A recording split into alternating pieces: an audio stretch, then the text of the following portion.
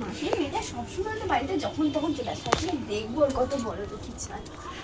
আমাদেরও ফোনে ওটা বলতে বলেছে বাবা। জলি কাহিয়া। ঠিক আছে ঠিক আছে ঠিক আছে। কি হলো না বলে হঠাৎ চলে এলি? তাহলে চলে যাবো? না না এসে যে গেলে পরিস্থিতি বাড়ি। আচ্ছা তাহলে ছোট ছেলেটা কোথায়? ও না রিহার্সালে গেছে, ওর নাচ আছে বুঝলি তো, ওই জন্য রিহার্সালে গেছে। আর তোর বড় ছেলে প্রধানটা? প্রধানকে ডাকবো নাকি? প্রধান ছিল মনে হয় ছাদে বসে আছে, চ ওকে দেখি আসি তোকে। প্রধান ত্রিভুবনে আমার মতো সুন্দরী, আমার মতো শক্তিশালী। ওই তো আসছে প্রধান।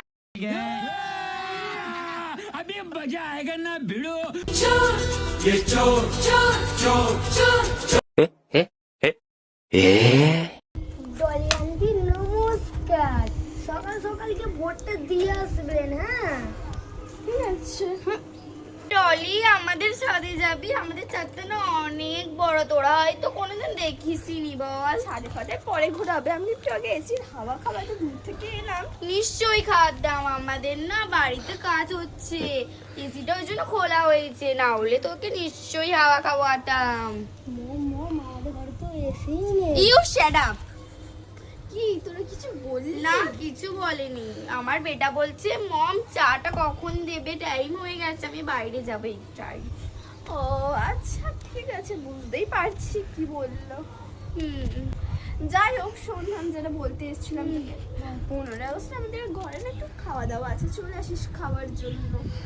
তাহলে আসছি রে আজকে গেলাম। ওই ডলি কিছু খাওয়া দাওয়া করে যাবি না রে? খাওয়া দাওয়ার কথা বাদই দিলাম, 1 ঘন্টা ধরে দাঁড়িয়ে না আমার পাটা খসে গেল। এখন এমন করছিস যেন আমি তোর জন্মদিনে ভিআইপি গেস্ট।